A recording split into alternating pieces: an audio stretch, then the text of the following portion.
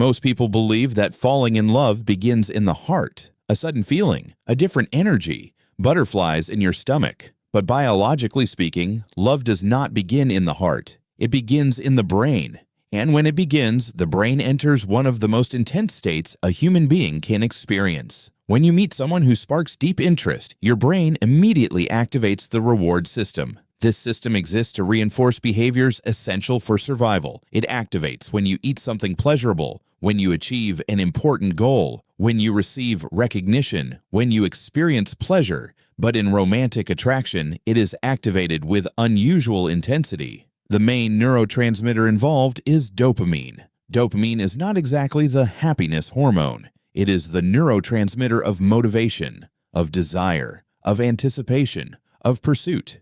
It does not create full satisfaction. It creates drive. When you fall in love, regions such as the ventral tegmental area and the nucleus accumbens begin releasing large amounts of dopamine. These are the same regions activated in situations of intense reward, including addiction. This means that the brain in love behaves in many ways, similarly to a brain in a state of dependence. The person starts occupying your thoughts repeatedly. You feel increased energy, focused attention, a strong impulse to get closer, a constant desire for contact. Dopamine creates emotional urgency. It creates the feeling that this person is a priority. But it is not only dopamine. Norepinephrine also increases. It is responsible for the classic physical symptoms of romantic attraction: a faster heartbeat, quicker breathing, sweaty palms, a sensation in the stomach, difficulty sleeping, reduced appetite. The body enters a state of physiological arousal.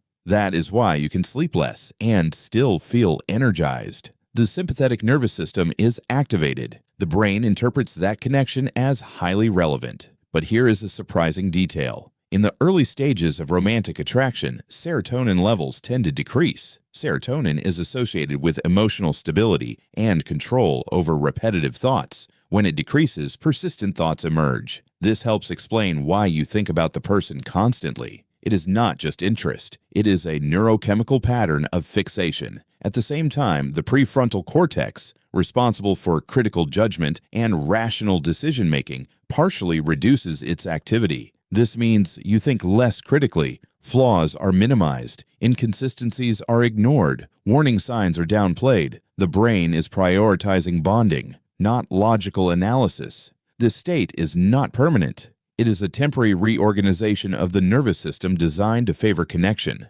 But love is not only intense excitement. It also involves the limbic system, which regulates deep emotions. The amygdala, responsible for evaluating emotional relevance and threat, begins marking that person as highly significant. Any signal coming from them gains amplified weight. A message can change your mood. Silence can generate anxiety. A glance can trigger immediate pleasure. The brain is hyper-focused. Another important component is bonding hormones. As the relationship evolves, oxytocin and vasopressin come into play. Oxytocin is released during physical touch, hugging, kissing, and intimacy. It promotes a sense of safety, reduces fear, increases trust, deepens connection. Vasopressin is associated with long-term pair bonding. It influences attachment behavior and commitment. Without these hormones, romantic attraction remains temporary excitement. With them, it can transform into a stable bond. There are also systemic hormonal changes.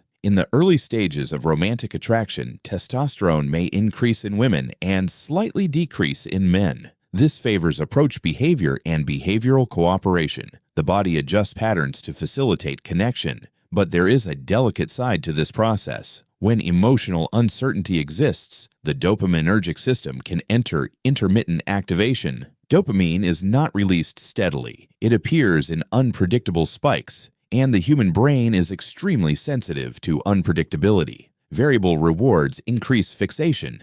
This is the same mechanism observed in gambling. If a person shows interest sometimes and withdraws at other times, the brain enters a state of constant anticipation. This can transform attraction into anxiety. Cortisol increases, vigilance rises, repetitive thinking intensifies. Unstable relationships tend to be more neurochemically intense than stable ones. But as the relationship matures, the brain pattern changes. Dopamine stops being the main driver. Oxytocin takes the lead. Constant excitement decreases. A sense of calm increases. The brain leaves pursuit mode and enters maintenance mode. Many people interpret this transition as a loss of passion. In reality, it is neurobiological stabilization. The brain cannot sustain intense euphoria indefinitely. It would be metabolically exhausting. Another relevant point is emotional memory. The hippocampus records shared experiences with strong emotional charge, songs, scents, places, phrases. These elements become neural triggers. That is why a memory can reactivate emotions years later. The brain links bonding to multiple sensory markers. There is also physiological synchronization.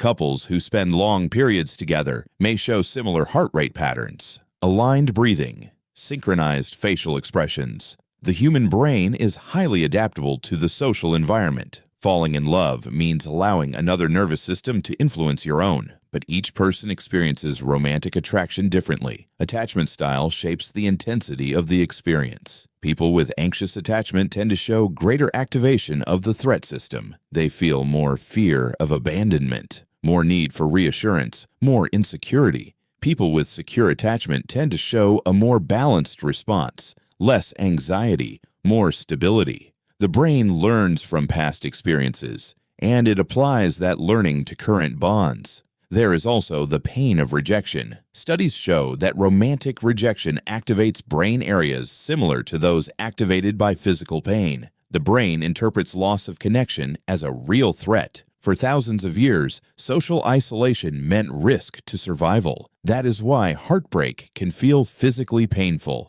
But romantic attraction also involves neuroplasticity. The brain creates new circuits when it associates that person with pleasure, safety, and meaning. The more shared experiences, the stronger those circuits become. That is neural bond construction. And perhaps the deepest point is this: falling in love is a temporary biological reorganization aimed at connection. It increases focus, reduces judgment, amplifies emotion, prioritizes closeness. It is not loss of control. It is the brain activating an ancient bonding program. Passion is dominated by dopamine. Long-term love is dominated by oxytocin. Passion is impulse. Love is stability. Passion is intensity. Love is security. And perhaps falling in love is the brain saying, I found someone with whom I can share the experience of existing. When you understand what happens in your brain when you fall in love, you begin to see that this experience is not just emotion. It is sophisticated biology. It is evolution in action. It is the nervous system seeking connection to reduce loneliness and increase safety. And that does not reduce the beauty of love. It reveals how powerful it truly is. If you want to continue exploring how the brain shapes emotions, bonds, and behavior, subscribe to Human Function. Here, we reveal what happens inside you before you even realize it, because understanding the brain is understanding the human experience itself.